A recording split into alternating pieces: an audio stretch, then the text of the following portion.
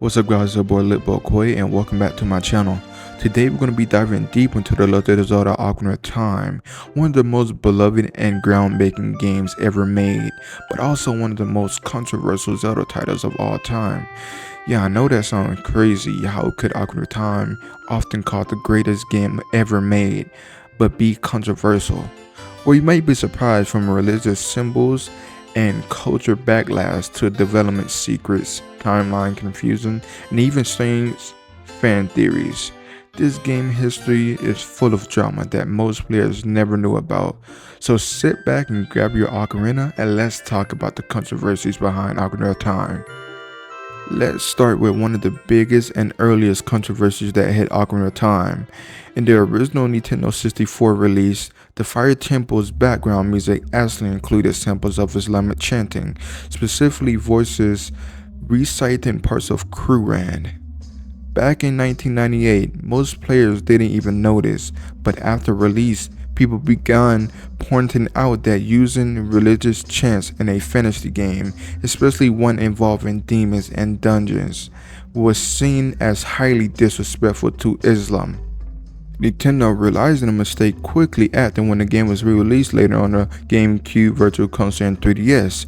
The Fire Temple music was changed to a simpler, ambient tune without the chanting. Not just that, but if you have that online membership for Nintendo, if you downloaded the Nintendo app on your phone, they have something that's called Nintendo Music inside the app, which you can listen to some of your favorite video game title music. One which has been the original Fire Temple music from Ocarina of Time.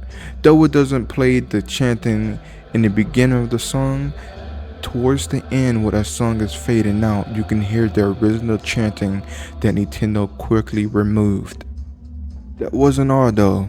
The original Gerudo symbol, which looked like an Islamic crescent moon and star, was also changed. Nintendo replaced it with a new emblem to avoid religious associations. These changes led to one of the first major discussions about religious imagery in video games.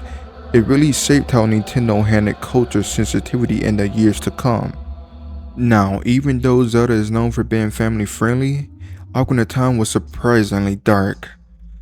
Let's talk about the Shadow Temple, a dungeon filled with torture devices, blood stains, and undead creatures that look like they caught straight out of a horror game. Many players, especially kids at the time, were terrified by the Redeads, those zombie-like enemies that freeze you in fear. Some parents complained that the game was too violent and disturbing for children, especially for something rated E for everyone. Nintendo never officially apologized for the darker tone. In fact, that dark haunted atmosphere became one of the reasons the game is so iconic. But it did lead to later Zelda games toning down the horror elements, at the least until Majora's Mask pushed the creepiness even further. Another major controversy, or maybe just a headache, came years later: the Zelda timeline debate. For over a decade, fans argue about where Ocarina of Time fit into the series' timeline.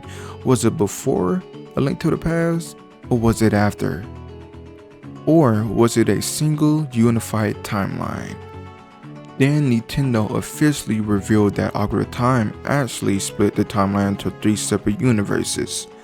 One where Link defeats Ganon, one where he fails, and one where he goes back in time and warns Zelda before the events ever happened. Fans were divided. Some thought it was genius. Others said that it ruined the lure and made the story way too complicated. To this day, people still debate whether Ocarina of Time should have caused a timeline split at all, or if Nintendo just messed it up later to make sense of all the games. Behind the scene, Ocarina of Time also had its share of development controversies. The game went through tons of changes before release. Entire areas, items, and storyline was scrapped. There are beta screenshots showing different temples, unused enemies, and even rumors of a unicorn fountain and hidden quest. Fans have spent years trying to uncover this lost version of the game, some even calling it Zelda 64 Beta or Ura Zelda. The mystery got even deeper when Nintendo announced the Ura Zelda expansion for 64DD, an add-on disc that was supposed to add new content, but the N64DD flopped and the expansion was cancelled. What we got instead was Master Quest, a remix of the original game. But to this day, fans believe that there is an unreleased version of Ocarina of Time sitting somewhere inside Nintendo's vaults, where content no one's ever seen. Now here's where things get tricky. Ocarina of Time has been censored multiple times, depending on what version you play. We already mentioned the religious symbols and music, but there's more. The blood color in the game changed from red to green in the later versions to make it seem less violent. The Ganon death scene where he coughs up blood was altered to make it less graphic. Even some of the sound effects were changed, like screams, toned down, or removed entirely. Some fans argue that these changes protect the family-friendly image, or think Nintendo went too far stripping away from the atmosphere that made the original version feel more darker and more mature. It's a debate that still comes up in gaming community. Should classic games stay pure to its original release or be updated to fit more modern standards? And of course, we can't talk about Ocarina of Time without mentioning the wild fan theories. Some fans believe Ocarina of Time hides secret meaning, like the happy mask salesman being connected to the spirits of time, or the idea that Majora's Mask is just Link's near-death dream after losing to Ganondorf.